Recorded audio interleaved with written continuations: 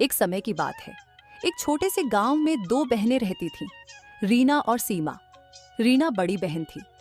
उसके कम पढ़े लिखे होने के कारण उसकी शादी एक गरीब किसान रमेश से हुई थी, जो दूसरों के खेतों में मजदूरी करता था, और रीना दूसरों के घरों में झाड़ू पोछा का काम किया करती थी। दोनों पति पत्नी मिलकर खूब मेहनत करते थे, तभी जाकर उनके घर में चूल्हे जुड़ते थे। वहीं छोटी बहन सीमा बहुत सुंदर थी, जिस कारण उसकी शादी एक अमीर व्यापारी राजेश से हुई थी। शादी के बाद से ही सीमा को अपने रूप और धन का घमंड हो गया था। सीमा हमेशा अपनी बड़ी बहन को ताने मारती और नीचा दिखाने का कोई मौका नहीं छोड़ती। जब भी रीना उसके घर जाती, सीमा की बातें उसके दिल को छलनी कर देती। एक दिन रीना सुबह सुबह अपने काम पर जा रही थी, तभी उसे रास्ते में उसकी छोटी बहन सीमा मिली। दीदी, तुम्हें देखकर तो यही लगता है कि गरीबी सच में बहुत बुरी चीज होती है। तुम्हारे हाथ तो देखो, कितने कठोर हो गए हैं दूसरों के घरों में काम करते करते, और ये कपड़े लगता है बरसों से बदले ही नहीं। सीमा, हम गरीब हैं लेकिन मेहनत से कमाते हैं। भगवान ने हमें जो दिया है उसमें खुश रहते हैं।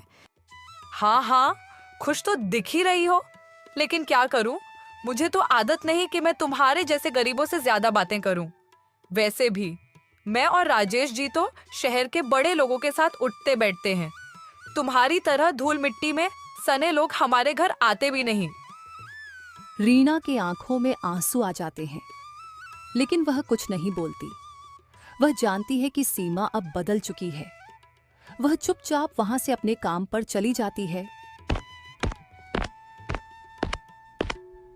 समय बीतता गया।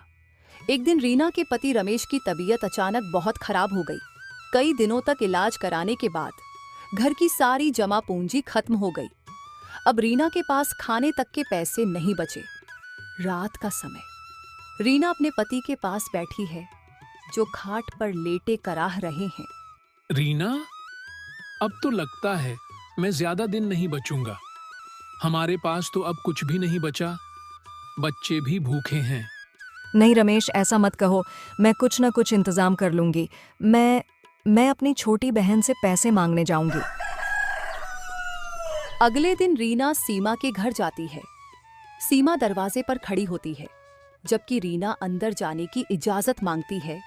ओहो दीदी, क्या बात है, इस बार किस लिए आई हो? सीमा, रमेश की तबीयत बहुत खराब है।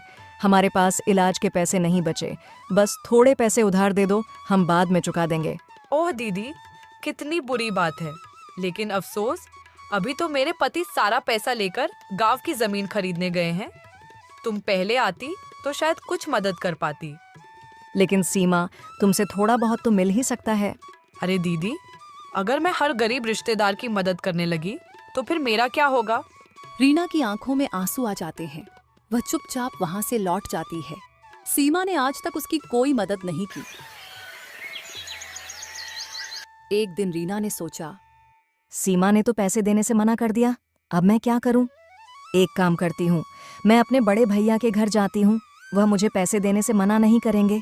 रीना अपने बड़े भाई के घर पैसे मांगने निकल जाती है।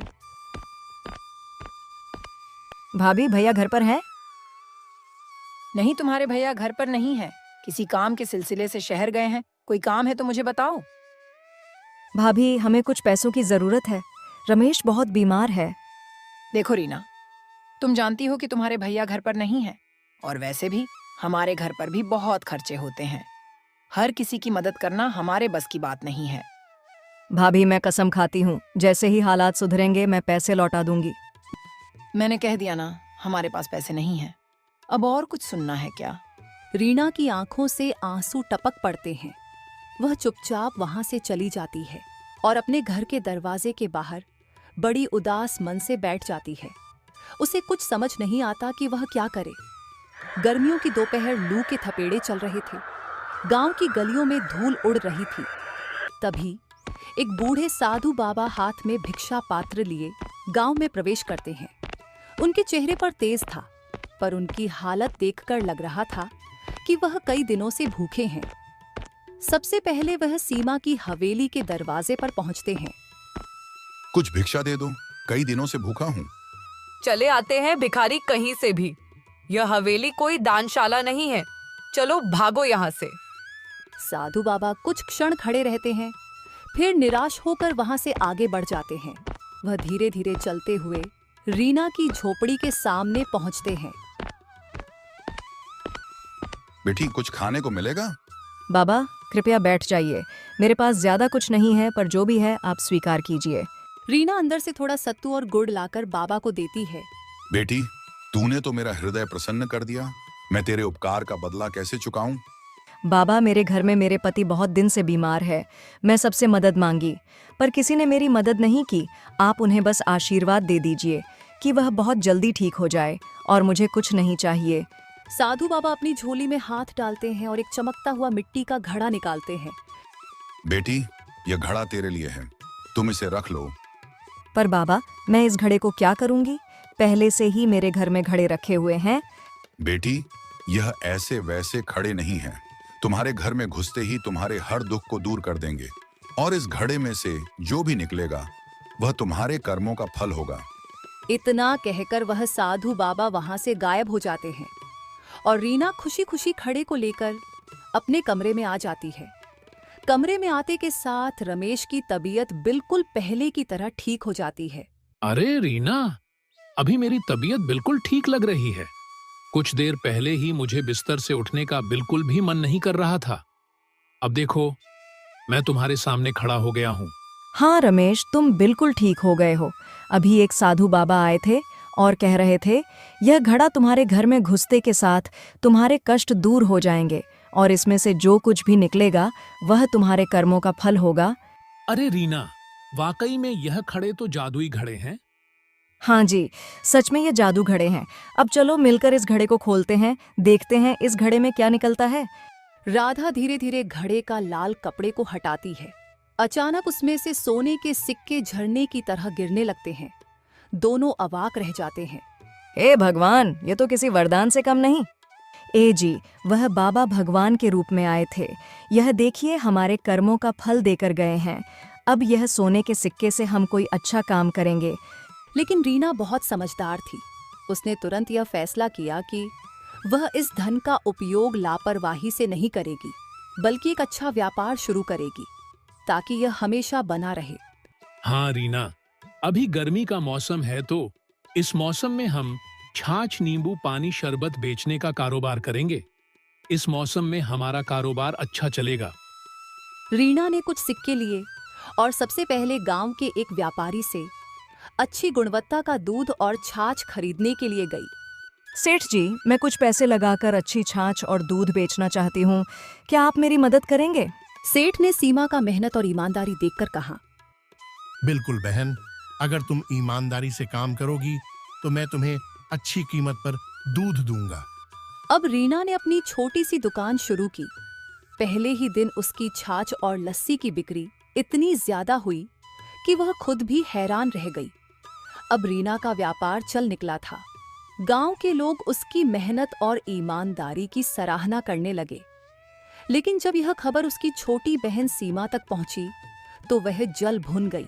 कल तो यह मुझसे पैसे की भीख मांगने आई थी, आज अचानक इतना पैसा इसके पास कैसे आ गया, जो यह लस्सी का व्यापार शुरू कर दी, और उसका पति रमेश भी ठीक हो गया। मुझे इसका पता लगाना ही होगा। सीमा परेशान होकर अपने कमरे में इधर उधर टहल रही थी। फिर वह तुरंत चुपके से रीना के घर के दरवाजे के बाहर खड़ी हो जाती है और उन लोगों की सारी बात सुनने लगती है। ए जी, आज हमारा पहला दिन ही बहुत अच्छी कमाई हुई। यह सब उस साधु बाबा की वजह से हो रहा है। अगर वह साधु बाबा मुझे जादुई घड़ा नहीं देते तो आज हम लोग इस मुकाम तक नहीं होते। हाँ रीना, उस साधु बाबा का एहसान मैं जिंदगी भर नहीं भूलूंगा। आज इसी घड़ा की वजह से मुझे नई जिंदगी मिली है, वरना मैं बहुत दिनों से बीमार था, फिर भी ठीक नहीं हो रहा था। वह साधु बाबा भगवान से कम नहीं है। अच्छा, तो इसका मतलब ये लोग के पास एक साधु बाबा ने जादुई घड़ा देकर गए हैं। एक काम करती हूँ, अभी मैं यह ठहरती हूँ। ये लोग के सो जाने के बाद मैं इस घड़े को चुरा कर ले जाऊंगी। फिर सीमा ने रमेश और रीना के सो जाने का ये लोग के सो जाने के बाद मैं इस घड़े को चुरा कर ले जाऊंगी। फिर सीमा ने रमेश और रीना के सो जाने का इंतजार करती है। वे लोग जैसे ही सो जाते हैं वह तुरंत घर के अंदर जाती है और घड़े को जैसे ही हाथ लगाती है वह घड़ा उड़कर दीवार में चिपक जाता है और उसमें से एक गंभीर आवाज आती है, ए मूर्ख लालची घमंडी औरत, धन का घमंड करने वाला सदा दुखी रहता है। सच्ची अमीरी ईमानदारी और मेहनत में होती है। अगर तूने अपनी बुरी सोच नहीं बदली तो यह घमंड तुझे बर्बाद कर देगा। ये सुनते ही सीमा के हाथ पैर कांपने लगे और वह तुरंत ही घड़े को छोड़कर वहां से भाग गई और यह बात उसने किसी को नहीं बताई। अगले दिन सीमा ने अपने खास नौकर रामलाल को बुलाया। रामलाल, यह रीना की दुकान बहुत तेजी से चल रही है और मैं इसे बिल्कुल बर्दाश्त नहीं कर सकती। मुझे कोई ऐसा तरीका बताओ जिससे उसकी दुकान बर्बाद हो जाए। रामलाल थोड़ा सोचकर बोला, मालकिन, अगर लोगों को लगने लगे कि उसकी छाछ गंदे पानी से बनते हैं तो उसकी दुकान अपने आप बंद हो जाएगी। तू सच कह रहा है? अगर लोग ही उसकी दुकान पर आना बंद कर देंगे तो वह खुद ही गरीब बन जाएगी। लेकिन यह काम हमें चालाकी से करना होगा। अगले ही दिन सीमा ने अपने कुछ नौकरों और गांव के कुछ चालाक लोगों को पैसे देकर एक योजना बनाई। उन लोगों को रीना की दुकान पर जाकर छाछ पीनी थी और फिर जोर जोर से यह कहना था कि छाछ में गंदगी मिली हुई है। सुबह सुबह रीना ने अपनी दुकान खोली। ग्राहक धीरे धीरे आने लगे। तभी सीमा के भेजे हुए लोग दुकान पर पहुंचे और छाछ पीने लगे। अरे यह क्या, इस छाछ में तो कुछ अजीब सा स्वाद आ रहा है। हाँ, लगता है कि इसमें कोई खराबी है। रीना, तुम कैसी छाछ बेच रही हो? दुकान पर खड़े अन्य ग्राहक चौंक गए। वे भी आपस में कानाफूसी करने लगे। तभी एक और आदमी बोला, अरे भाई, मैंने सुना था कि रीना के यहाँ की छाछ अच्छी होती है, लेकिन यह तो कुछ गड़बड़ लग रही है। भाइयों, मेरी छाछ में कोई खराबी नहीं है। अगर किसी को यकीन न हो तो मैं अभी और छाछ निकाल कर पिलाती हूँ। लेकिन सीमा के लोग तो पहले से ही अफवाह फैलाने आए थे। वे वहां से चिल्लाते हुए चले गए। भाइयों, ध्यान रखना, रीना की छाछ में गड़बड़ है, कोई इसे मत पीना। गांव के बाकी लोग भी थोड़ा डर गए। धीरे धीरे रीना की दुकान पर भीड़ कम होने लगी। शाम तक रीना के पास बहुत कम ग्राहक आए। वह समझ गई कि कोई जानबूझकर अफवाह फैला रहा है, लेकिन वह चुपचाप बैठने वालों में से नहीं थी। उसने एक योजना बनाई। अगले दिन वह खुद ही गांव के लोगों के घर घर जाकर अपनी छाछ देने लगी। उसने लोगों से कहा, बिना पैसे दिए मेरी छाछ को पीकर देखो। अगर तुम्हें कुछ भी गलत लगे तो मुझसे कहो। गांव वालों ने छाछ पी और पाया कि वह बहुत ही स्वादिष्ट और ताजी थी। अब लोगों को समझ आने लगा कि कोई साजिश हो रही है। इसी बीच गांव के कुछ लोगों ने देखा कि वही लोग जो कल रीना की छाछ को खराब बता रहे थे, सीमा के घर से पैसे लेकर निकल रहे थे। बात फैलते देर नहीं लगी। एक बुजुर्ग गांव वाले ने रीना से कहा, बिटिया, हमें माफ कर दो। हमने बिना सोचे समझे अफवाहों पर भरोसा कर लिया, लेकिन अब हम समझ गए हैं कि यह सब तुम्हें बर्बाद करने के लिए किया गया था। अब गांव के लोग फिर से रीना की दुकान पर आने लगे। उसकी मेहनत और ईमानदारी ने सबका विश्वास फिर से जीत लिया। जब सीमा को पता चला तो वह और भी गुस्से से भर गई। रीना की मेहनत और ईमानदारी ने गांव वालों का विश्वास फिर से जीत लिया था। उसकी दुकान पहले की तरह ही चलने लगी थी। लेकिन यह सब देखकर सीमा का खून खौल रहा था। इस औरत ने फिर से सबका भरोसा जीत लिया, लेकिन इस बार मैं ऐसा काम करूंगी कि यह दोबारा उठ ही न सके। उसने अपने नौकर रामलाल को बुलाया और उसके कान में कुछ फुसफुसाया। लेकिन मालकिन, यह तो बहुत खतरनाक होगा। बस वही तो चाहिए। इस बार रीना का नाम और काम दोनों खत्म हो जाएगा। इस बार हमें ऐसी चाल चलनी होगी कि रीना कभी दोबारा व्यापार न कर पाए। मालकिन, पिछले बार भी पकड़े पकड़े बचे थे। अगर इस बार भी कोई हमें देख ले तो? चुप, इस बार हमें कोई नहीं पकड़ेगा। सुनो, तुम दोनों आज रात रीना की दुकान में आग लगा दोगे। जब दुकान जलकर राख हो जाएगी तो उसका सारा धंधा खत्म हो जाएगा। लेकिन मालकिन, अगर हमें कोई देख ले अरे मूर्ख, हम इसे ऐसे अंजाम देंगे कि किसी को शक भी ना हो। तुम दोनों चेहरों को कपड़े से ढककर जाना और आग लगाने के बाद तुरंत भाग आना। कोई सबूत मत छोड़ना। आधी रात का समय था। पूरा गांव सो रहा था। रामलाल और गोपी अपने चेहरों पर काले कपड़े बांधकर चुपके से रीना की दुकान के पास पहुंचे। गोपी ने दुकान के चारों ओर मिट्टी के तेल छिड़का और फिर रामलाल ने माचिस जलाई। जैसे ही आग लगी, दुकान धू धू कर जलने लगी। आग की लपटें तेज हो गई। आग की रोशनी देखकर कुछ गांव वाले का फायदा उठाकर भाग निकले। सुबह जब रीना दुकान आई तो उसे राख का ढेर देखकर गहरा आघात पहुंचा। हे भगवान, मेरी मेहनत की कमाई सब जलकर खत्म हो गया। उधर गांव का मुखिया भी वहां पहुंच गया। यह बहुत बड़ा अपराध है। हमें तुरंत पता लगाना होगा कि यह किसकी करतूत है। रीना ने रोना बंद किया और अपने दिमाग से सोचना शुरू किया। उसे यकीन था कि यह कोई दुर्घटना नहीं थी, बल्कि किसी ने जानबूझकर किया है। उसने सबूत ढूंढने की कोशिश की, इधर उधर झांका पर उसे कुछ नहीं मिला। उदास होकर घर जाने लगी, तभी उसने देखा कि झाड़ियां में एक गमछा और तेल का डब्बा पड़ा है। रीना ने उसे उठाकर मुखिया जी के पास ले गई। गांव में हाहाकार मच गया कि सबूत पकड़ा गया है, किसी की गमछा मिला है। अरे सबूत मुखिया जी के हाथ मिल गया है। अब वह जल्दी ही पकड़ा जाएगा कि रीना का दुकान में आग किसने लगाया। हाँ, मुझे तो लगता है कि वह तौलिया सीमा के नौकर का है। मैं कल उसे ऐसा ही तौलिया लेते हुए देखा था। मुखिया ने सभी नौजवानों को गांव के चौपाल पर बुलाया और कहा, क्या कोई पहचान सकता है कि यह तौलिया किसका है? गांव वाले तौलिए को ध्यान से देखने लगे। अरे, ऐसा ही तौलिया तो मैंने सीमा के घर पर देखा था। गांव वाले एक दूसरे की ओर देखने लगे। सीमा अब तक शांत खड़ी थी, अचानक घबराने लगी।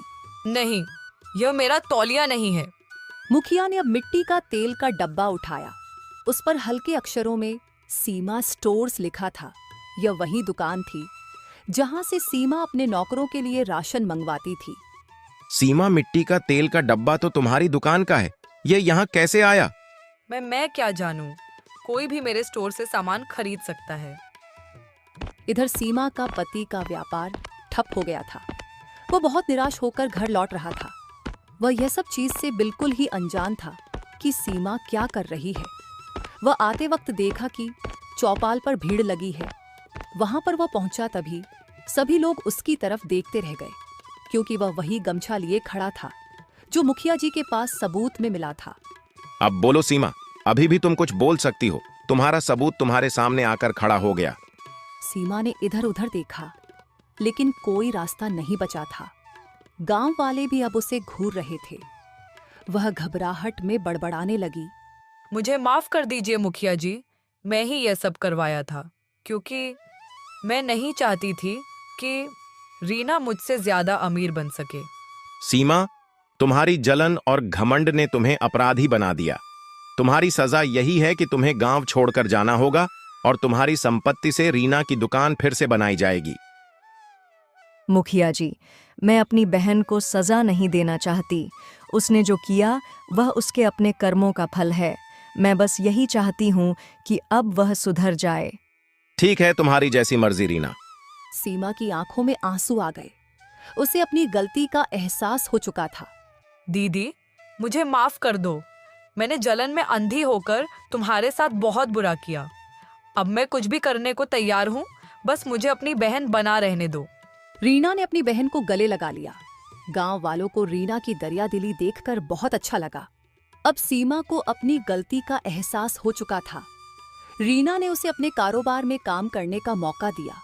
अगर तुम मेहनत से काम करोगी और ईमानदारी से चलोगी तो तुम्हें भी सफलता मिलेगी, लेकिन अगर फिर से कोई चालाकी की तो मैं तुम्हें कभी माफ नहीं करूंगी। सीमा ने शर्मिंदगी से सर हिला दिया और फिर दोनों बहनें खुशी खुशी अपने कारोबार में लग गई। ये कहानी हमें सिखाती है कि मेहनत और ईमानदारी ही असली सफलता की कुंजी होती है। जलन और धोखा हमेशा बुरे परिणाम लाता है।